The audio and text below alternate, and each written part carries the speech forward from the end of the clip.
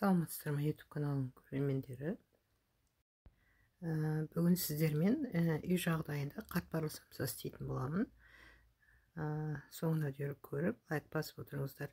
Сонымен бізге керегі сары май, ұн, жұмыртқа,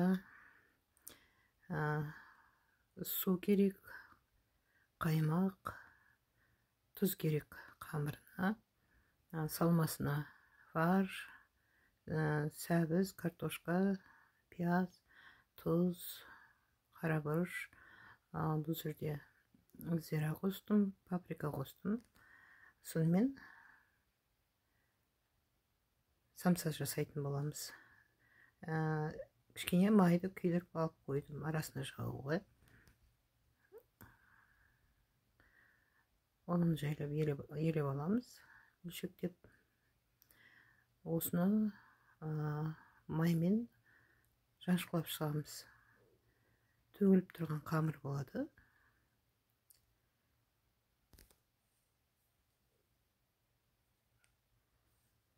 Осының үстіне тұзымызды, жұмыртқамызды, суымызды, қаймағымызды салып, өте бір әдемі жұмсақ қамыр елеп алатын боламыз. Міне осындай жұмсақ қамыр. Бұны жарты сағатқа мұздатқышқа қойып қоямыз. Пакетке салып, соңға дейін салмасын дайындаймыз. Пиязын, картошкасын, сәбізін турап, араластырып, дайындап қоятын боламыз. Кез келген салмамен істей беруіңізге болады. Асқабақтан да болады. Картошка қалаған нәрсеменен істей беруге болады. Бұл жерде мен фаршпен істедім, тартылған етпен. Картошка, сәбіз қостым, пияз қостым.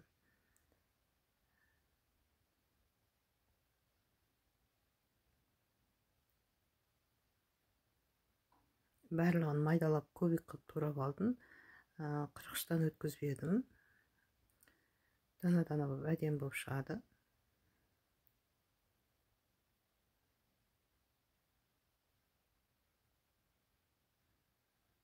Турайтындарын бәрін осылай турап алдым. Енді дәмдеушілер қосамыз: тұз, паприка,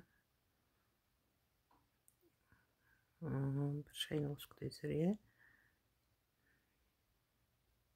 қарабұрыш. Осылай жақсылап араластырып дайындап қоямыз.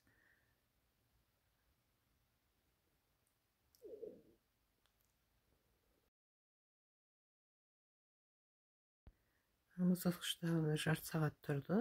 Бұны шағын үш бөлікке бөлеміз. 3 қатпарлы болады.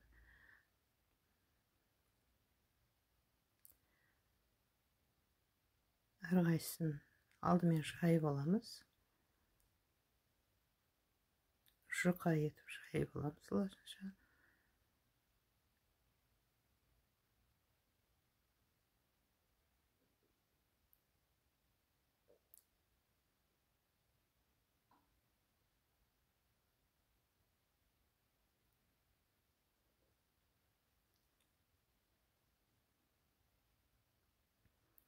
Міне осындай жұқалықта жайып қойып қоямыз. Сосын үшеуінде жайып болғаннан кейін бірден бәрін бірге майлайтын боламыз.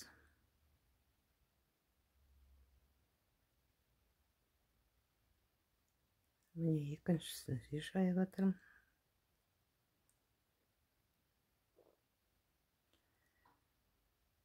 Үшіншісін жайып болдым. Енді май құйып, арасына май жағатын боламыз.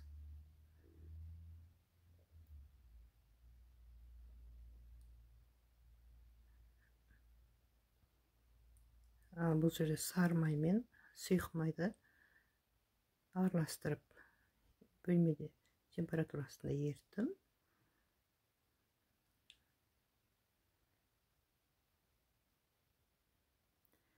Үш майдан да болады, құйрық майдан да болады. Кішкене сары майдың өзінен істесеңіз де болады.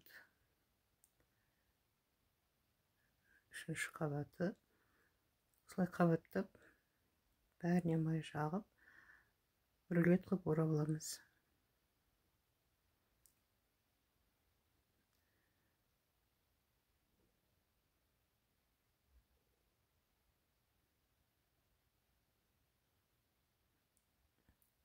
орап алғаннан кейін бұны тағы да бір 20 минутқа мұздатқышқа қоя тұрамыз.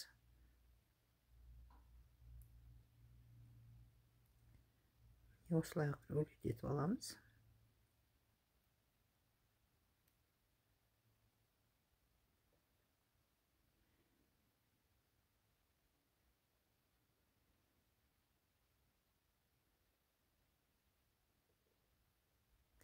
Кішкене қатайып тұрған кескенде, жұмыс істегенде әдемі болады.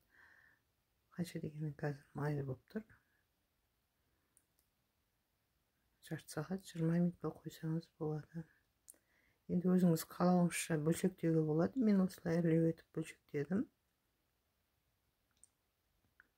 Сосын шелпектеп бөлек-бөлек жайып аламыз.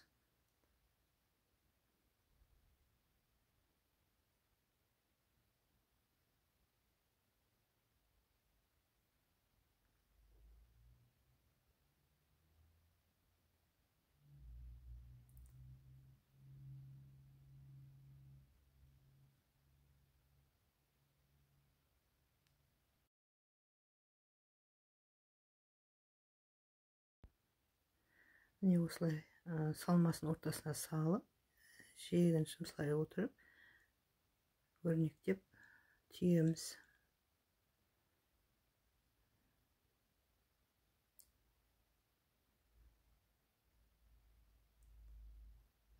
Дүкендегі қатпарлы қамырдай керемет болып шықты.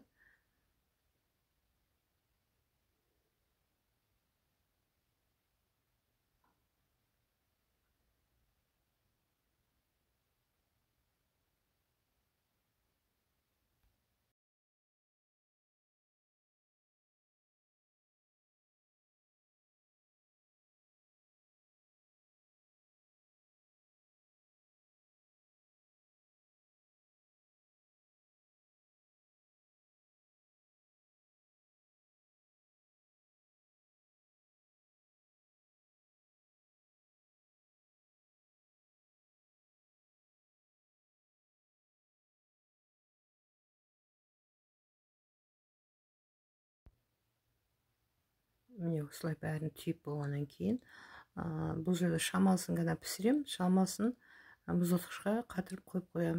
Бетіне жұмыртқаның сарысын жағып, күнжітімді жағып, сол күйінде патынстарға салып қатырып қоямын. Кез келген уақытта пісіріп жей беруге болады оны. Мен мынау шамасын ғана пісіргелі жатырмын.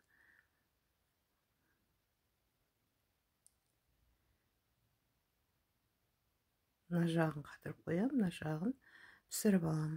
Мінекей шамасын пісіріп алдық. Біздің самса осылай шықты. Күтірлеген керемет самса.